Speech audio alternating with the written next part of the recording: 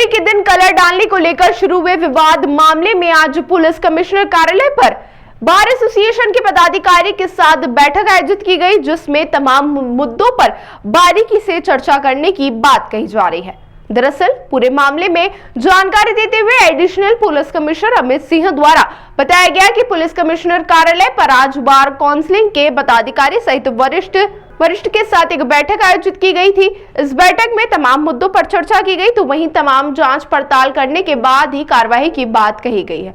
उनका कहना था कि परदेसीपुरा में जो कार्रवाई हुई है उसकी भी जांच कराई जा रही है, तो वहीं दूसरी ओर तुगुगंज थाने पर 3 प्रकरण दर्ज किए हैं। इस पूरे घटनाक्रम को लेकर बारीकी से जांच पड़ताल की जा रही है और इसी संदर्भ में बार काउंसिलिंग के वरिष्ठ पदाधिकारी के साथ तमाम मुद्दों पर चर्चा भी की गई। जो भी तथ्य होंगे इसकी जांच के बाद कार्रवाई की बात कही जा रही, ताकि जो भी दोषी हो उनको बख्शा न जाए। वहीं इस पूरी घटनाक्रम में पुलिस कर्मियों ने वरिष्ठ अधिवक्ताओं के साथ अभद्र व्यवहार किया था, उन पर भी कार्रवाई की गई और 5 पुलिस कर्मियों पर गाज गिरी है।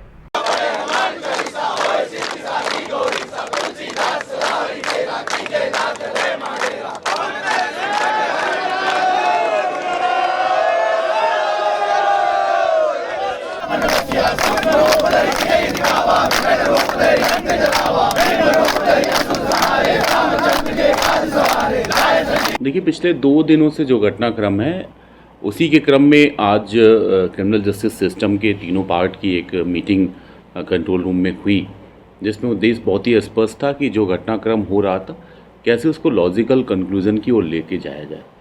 पुलिस, वकील और जुडिशरी, ये सबकी की मंशा है और जो कि बहुत ही स्पष्ट है कि जो गलत हुआ है उसको एक्नॉलेज करें और जो सही है वो कार्रवाई की जाए। तो जो 2 घटनाक्रम, एक परदेसीपुरा में हुआ और एक तुगुगंज थाना क्षेत्र में हाई कोर्ट बेंच के सामने प्रतिबंधित एरिया में जो घटनाक्रम हुआ, उन सब पे चर्चा हुई है। जो बार की बातें थीं, जो उनका पक्ष था, उसको सुना गया है। सीपी साहब ने एश्योर किया है कि जो पुलिस के साथ उस घटनाक्रम में परदेसीपुरा में जांच हो रही है, जांच में जो भी तथ्य सामने आएंगे उस पर निश्चित तौर पे कार्रवाई की जाएगी। उनका भी पक्ष सुना जाएगा। जो पीड़ित अरविंद जैन जी थे और उनके पुत्र, वो भी आए हुए थे, जिसकी शिकायत पर इनके विरुद्ध कार्रवाई हुई है, उसकी भी जांच हमने स्टार्ट की है। क्रिमिनलिटी अगर उसमें पाई जाएगी तो निश्चित तौर पे कार्रवाई की जाएगी। दूसरा जो घटनाक्रम था, जो माननीय न्यायालय के सामने हुआ था, उस पर भी सीपी साहब का स्पष्ट कहना था कि जो लोग रियल सेंस में थे उनके विरुद्ध कार्रवाई सुनिश्चित की जाएगी और किसी भी निर्दोष को मुलजिम नहीं बनाया जाएगा। जो भी होंगे बाकायदा वीडियो फुटेज दिखाया जाएगा, बार के सामने भी रखा जाएगा। जिनने मैन हैंडलिंग की है, शासकीय कार्य में बाधा किया है और आम शहरी के साथ वो किया है, वो सारी चीज़ों को हम देखेंगे और बाकायदा एक इंक्वायरी कमेटी बनाई जाएगी और उस पर कार्रवाई कराना सुनिश्चित किया जाएगा। मुख्य रूप से देखिए, बैठक में जिला बार के जो अध्यक्ष हैं, उनका पूरा जो बॉडी है, उनके जो ऑफिस बेयरर्स हैं वो थे, प्रिंसिपल जज साहब थे, सीजे साहब थे, सीजम साहब थे और इसके अलावा सीपी साहब थे और हमारे एडिशनल सीपी जो हेडक्वार्टर हैं वो भी वहाँ पे उपस्थित थे। बार काउंसिल की तरफ से क्या रिस्पांस आया? देखिए, वो सभी, देखिए बिल्कुल बात इसी पे आई कि इंदौर में ये सब उचित नहीं है। इंदौर का घटनाक्रम पूरे मध्य प्रदेश में देखा जाता है, राष्ट्रीय स्तर पर उसकी गूंज सुनाई देती है। इंदौर की अपनी एक छवि है और इंदौर अपनी चीज़ों को एक्सेप्ट भी करता है, गलती को, और उसमें सुधार भी करता है।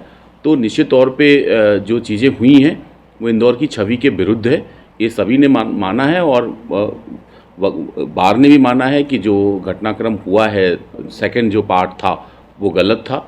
तो उस पर भी एक सहमति बनी है कि जो लोग हैं रियल सेंस में दोषी, उनके विरुद्ध ही कार्रवाई हो। किसी प्रदर्शन करने वाले पे आज वो, देखिए, प्रदर्शन का ऐसा कोई अभी उनका वो नहीं है। अगर ये वार्ता की गई है, वार्ता के बाद वो निर्णय करेंगे और मुझे लगता है कि ऐसी कोई भी चीज़ नहीं होने वाली है। अभी कोई निर्णय नहीं होता। अभी देखिए, निर्णय वैसे भी स्पष्ट है कि हम किसी के साथ इनजस्टिस नहीं करेंगे, लेकिन जिसने गलत किया है उसके विरुद्ध तो कार्रवाई बनती है, ये बात रखी गई है और इंक्वायरी जो हमारी कमेटी बैठेगी उसकी जो रिपोर्ट आएगी उसके अनुरूप फिर कार्रवाई की जाएगी। शनिवार को जो घटनाक्रम हुआ था उसमें किन किन लोगों पर एफआईआर हुई है? बताया जा रहा है तकरीबन 200 लोगों के खिलाफ, 200 वकीलों के खिलाफ कितनी मामला दर्ज हुआ है। देखिए 3 एफआईआर की गई है, एक टीआई के विरुद्ध की गई है, एक बिना अनुमति के जो वहाँ पर धरना प्रदर्शन, एक टीआई की तरफ से शासकीय कार्य में बाधा तुकोगंज टीआई की तरफ से की गई है, एक जो वहाँ पर रॉन्गफुल कन्फाइनमेंट रास्ता रोककर धरना प्रदर्शन दिया गया है उस क्रम में एक एफआईआर दर्ज हुआ है। एक उसमें भी 20 से ज़्यादा लोगों की संख्या है, उसमें पर्याप्त संख्या अभी एग्जैक्ट मुझे याद नहीं है। इसके अलावा एक एफआईआर एक आम शहरी की तरफ से किया गया है जो उधर से गुजर रहे थे, उनकी पिटाई की, जिससे वीडियो भी वायरल हुआ था। वो आए थे थाने पे और उन्होंने शिकायत की थी, उनकी शिकायत से एफआईआर दर्ज कर ली गई ये है। 200 से ज़्यादा वकील भी हैं इसमें आरोपी सर? 200 से ज़्यादा है, सारी चीज़ें, सबकी भूमिका देखी जाएगी, जो रियल सेंस में दोषी रहेंगे उनके विरुद्ध कार्रवाई करना सुनिश्चित किया और जाएगा। किन धाराओं में सर केस दर्ज? देखिए ये जो शासकीय कार्य में बाधा का मामला है उसमें ही दर्ज हुआ, जो पुरानी आईपीसी की 353 की धारा थी उसमें लगाया गया था। अभी एज सच वो धाराएं हमने देखा नहीं है।